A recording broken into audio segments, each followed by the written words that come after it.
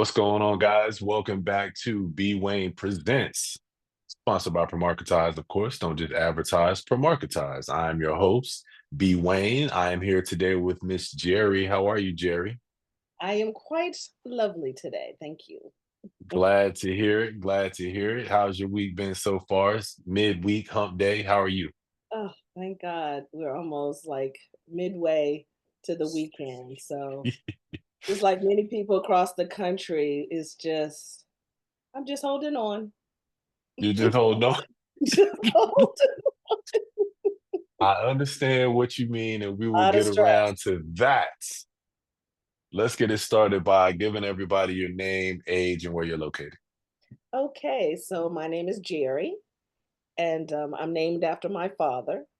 And so it's not short for Geraldine or anything like that. And I am 55 years old, and I am in the Washington, D.C. area. Okay, so what's it like over there, over that way? I've never really spent any time out there. What are the people like and the personalities like? Um, well, so there are good people here in the DMV, and by DMV, that's the District, Maryland, and Virginia. But we're different from the South. Like we're open and hospitable to you, but we have to get to know you first.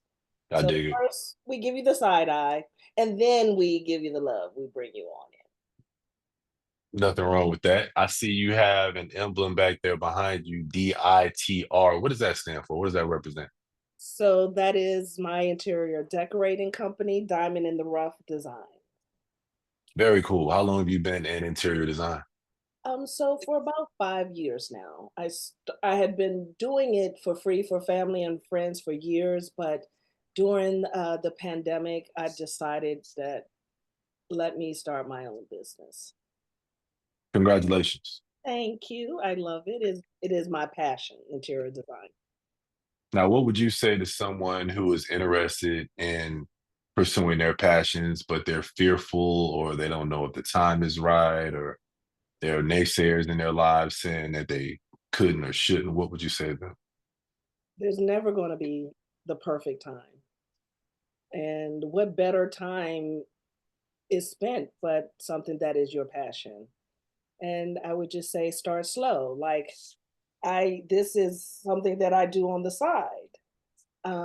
So it was my expectations to grow the business slowly, and then by the time I retired, then I would have this to supplement my income. But it doesn't seem like work to me when it's your passion. So I say jump off the diving board, get it going. Make like Nike and just do it, huh? And just do it, and you'll just be so glad you did. I know I am. Congratulations again. So let's talk a little bit more about your passion. So we know that one of your passions is interior design. What are some of the other things that make it easy for you to get up out the bed and get your day started every day? Ooh. So, I love music. I love wine tastings. That'll get me out of the bed. So I love learning about different wines. As a matter of fact, I belong to a wine club. Um, my family and my friends, those connections that I've built over the years, that's, my passion. I love to travel. Although right now, with planes falling out of the sky, I'm a little skeptical. But my last big trip was to Dubai, and that was absolutely fantastic. Um, yeah, so those are my passion. And then my children, which aren't children. I have twins that will be 27 in a few weeks. Very cool. Yeah. Let's talk a little bit about this whole dating world in 2025 and what you've seen, what you've heard, what you've experienced, your general thoughts of dating in today's modern age. Mm. I think that if I were not innately a romanticist, I would have just given up, quite frankly. So I am divorced after 22 years with one man. And so being single again, it looks a lot different. Whereas I have been used to meeting people organically, at a coffee shop or at a bar, or you had friends that, hey, I want to set you up with this person, or just out living your life.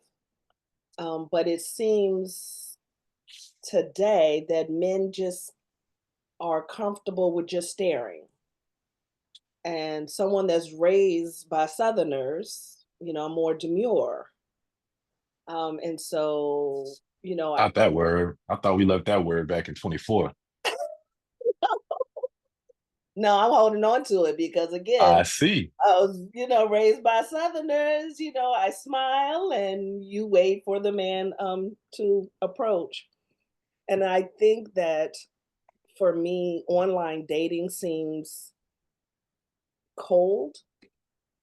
But I feel like I have to participate in that or be left behind. And I refuse to be left behind. But I still do have these, romanticized thoughts in my head that my person I will meet, our eyes will meet, across the room and we'll connect organically that way. So a lot of my friends, there is frustration, with folks that are really genuine on the app, the catfish, or I get a lot of um, offers to join in with couples. Um, yeah. And so not being judgmental, that's just not my thing. That's just not my thing. Um, but I keep trying to be engaged and not discouraged because the alternative is not an option for me. I don't want to be alone, and the life that I feel like I built, I want to share it with my person. You built a life, you're comfortable, you're happy pursuing your purpose, and the only thing that you're missing is somebody to share it with. Yeah, and I'm an empty nester too. What? Perfect setting. Perfect setting. Let's talk a little bit about this potential individual that you would be sharing your life with. Who is your ideal person? The number one thing, if the gentleman could make me laugh, that's a wrap. That's the way to my heart. Also, laugh at my jokes, because I get off of funny every now and then. But just someone who is open and ready to be loved, right?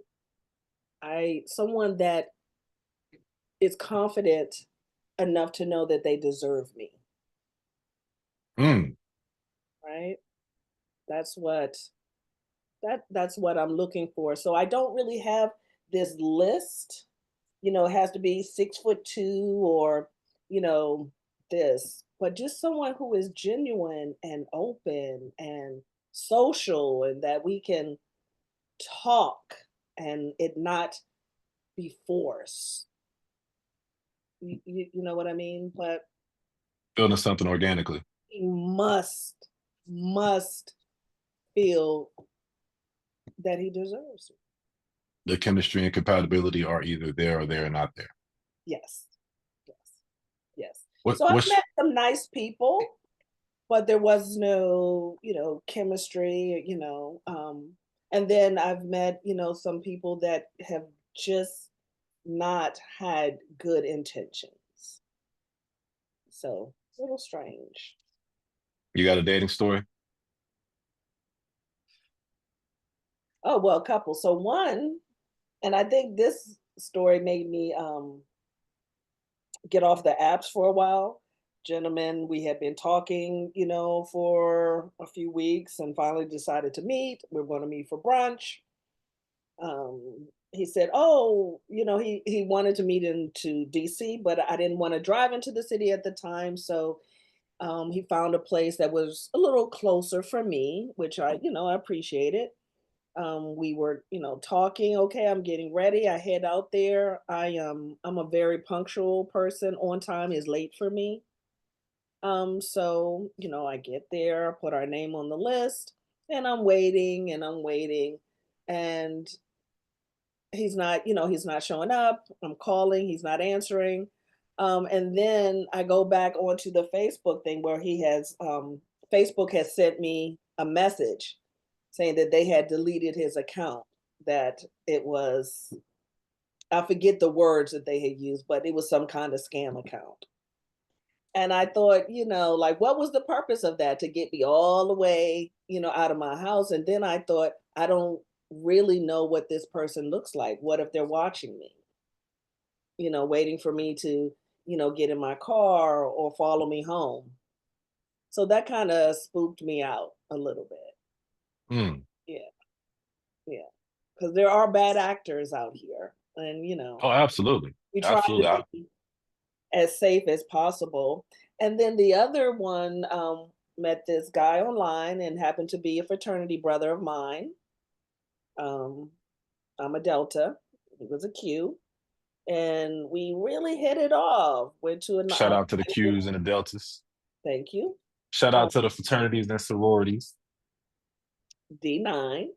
I invited him to my wine club and we had great time at the tasting, had nice dinner, and I had said something to the effect, I think he was from Atlanta, and I don't want to offend anyone because obviously I offended this gentleman, but he was came off very confident and cocky, and he told me I am the shit, like I'm lucky, that he likes me, that he's attracted to me. I was lucky, and he said, what made you pick me?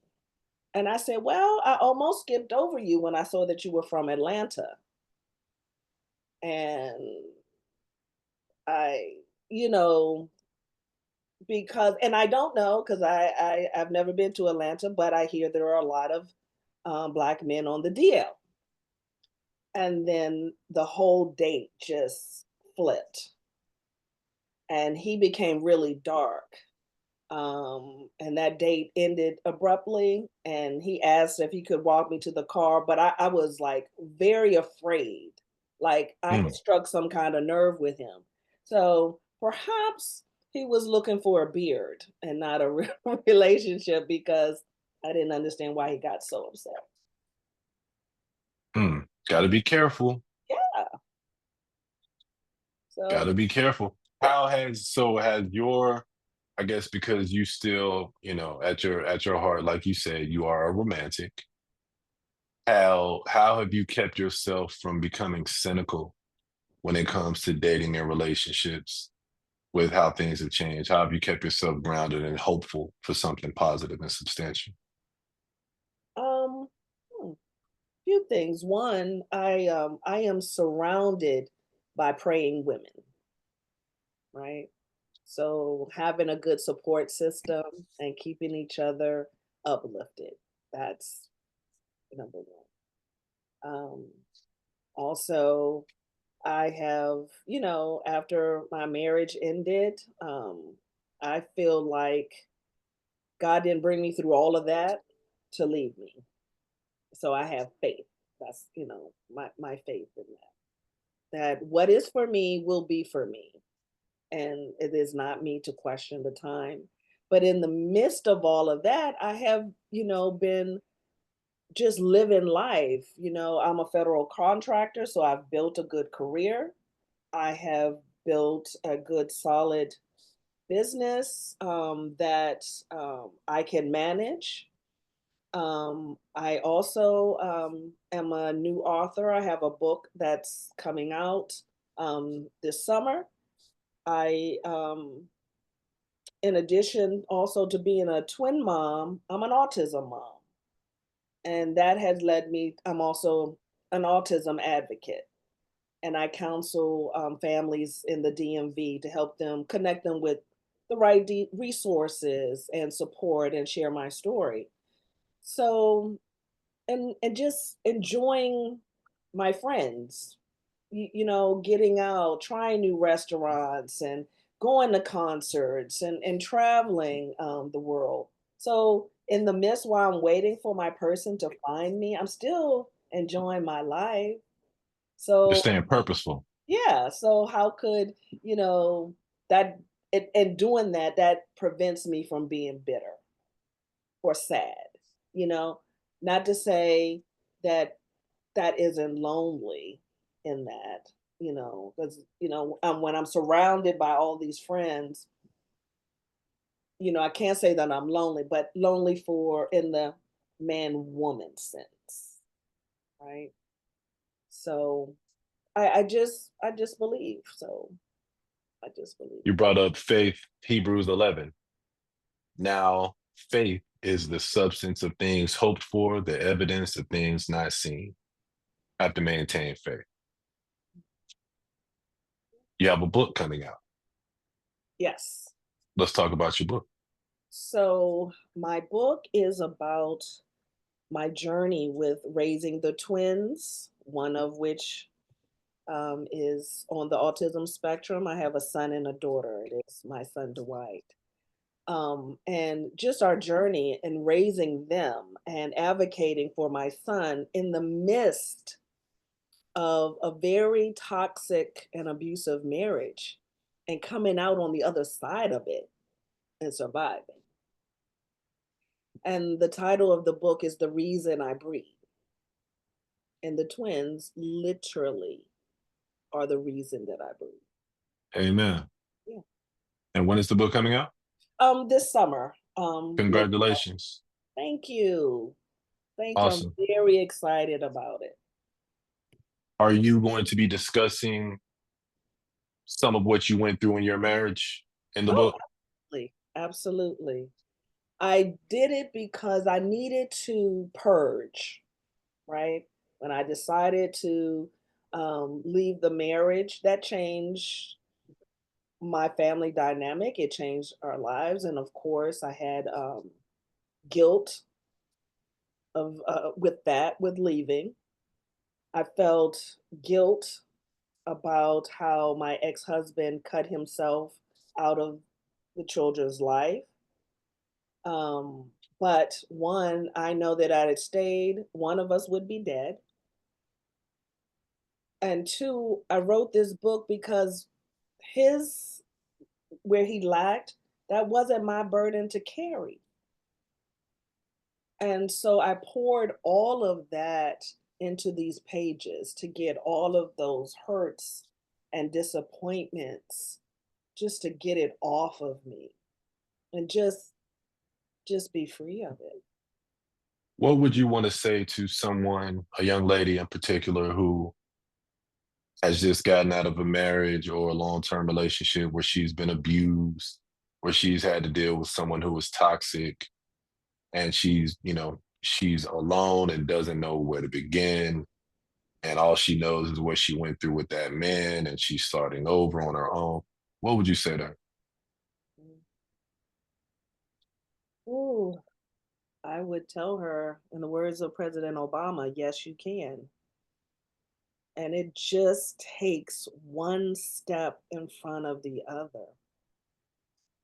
I thought I couldn't.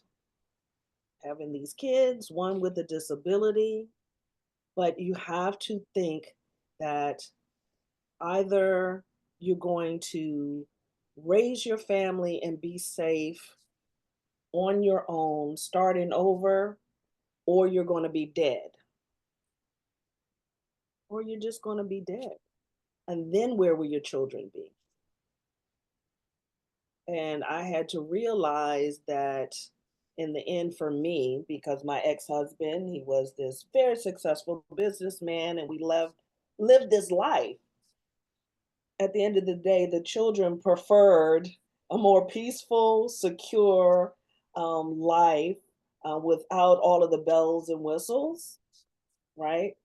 Than what they were living through.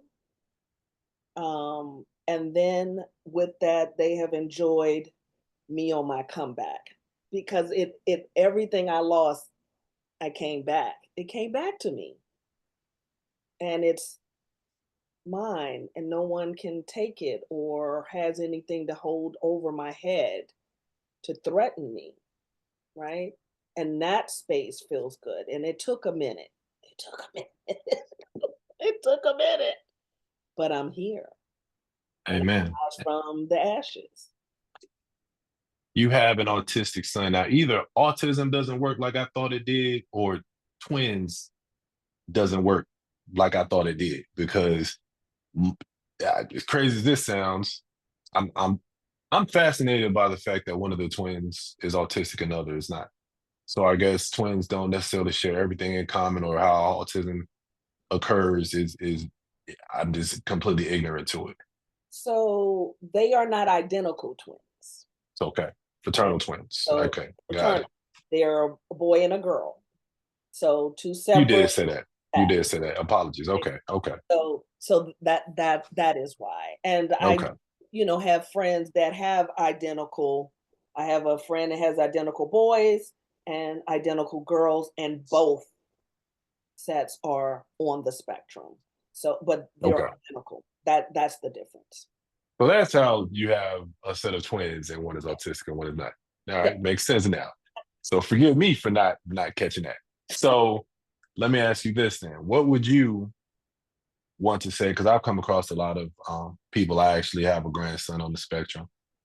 What would you say to anyone, especially younger parents, men and women, who have discovered that they have a child that is on the spectrum, and they're freaking out and they don't know what life is going to be like, when the kid is 5, or when the kid is 15 or 25, and they don't know what to do, from someone who's had experience raising an autistic child? What words of encouragement, or what would you say to them? What I always tell my families, and this worked for me, um, is that don't isolate your child. Don't isolate your child from the community, or don't isolate your child from your family. You have to build a village because it's a lot. It's a lot. And it's easy for people to want to isolate and protect your child because you don't want um, your child to feel rejection from family and friends in the community, right? But you need that support. And it really is a hindrance to your child they are if they're not allowed to make bonds with people outside of mom and dad, because we're not always going to be here, right? And you should trust your group, your village, because you're going to need that support. You're going to need respite from that. You're going to need an extra hand. You're going to need a break from here, from time to time. But it's so important for your child to have these experiences out in the community, um, doing different things. For my son, not everything worked, right? But my son, as a little guy, he took equestrian lessons. I don't mess with horses. I'm afraid of horses. He loved that was his thing. That was calming and therapeutic for him. I can't swim. He's been taking lessons since he was 3. I can't ice skate. He used to play on a special needs ice hockey team. All of these things that he has surpassed me in, right? Not everything worked. He was a Boy Scout, and I refused to put him in a special needs um, Boy Scout troop because he needed examples of socialization, right? And at first, the boys in that troop, they were, he was the weird one, and you know, um, and he signed. So my family, he signs American Sign Language. And after a while, the troop leader asked if we could, give a lesson in American Sign Language to the boys. They were interested on communicating with my son. And I had my aide go and do that a couple of times. Next thing you know, the boys in the troop are fighting over who gets to help my son with their projects. The next thing you know, that my son has just as many guests at the birthday parties than my daughter, right? He had friends, his own thing. It's so important. It's so important. Last thing, well, not the last thing, but something else that another opportunity for you to give insight to a gentleman who may be interested in getting to know you, but maybe he is a little bit, I don't want to say intimidated, but apprehensive at the fact that you're raising an autistic child, even though your son is older. I believe you said they were 15. No, they're going to be 27 in a couple of weeks. 27. I'm sorry, 27. So Let me my get it son together. has this wonderful So life. that, so that, okay, He lives okay. in an apartment with an aide, so he lives, he has his own apartment. He has his community service work. He has his So little that girlfriend. He acts on like his he own. doesn't have time for his mother. Empty nester. You did say that. And My apologies. I promise, that's Jerry. I'm gonna get it together. So you're empty nester. So that's not. So you spend time, but it's not. This. It's not like it was. You're not day to Well, day I do spend raising time it. with my son every weekend, but no, Okay. he's not, with me every day. He has his own life. Okay. So not the same. It'd be more like, hey, how you doing? Shake his hand and keep it moving on. And with a the 27-year-old, not like Now day to he day. is a Hey, mama's I'm boy. I'm He's I'm your new gonna look. dad now. Right. Right. Right. Right. Right. I got you. Okay. Okay. I got it. All right. So dating, love, relationships, your passions, hobbies outside of, we know that you don't swim and you don't ice skate. What are what are some of the things that you do get into just to relax when you're not writing books and you're not running a company and you're not uh, out in the community? What are some of the things that you do just for yourself, just to unwind or just to that make you happy? I love my music, and my taste in music is very eclectic. Every morning, I have the house filled with it.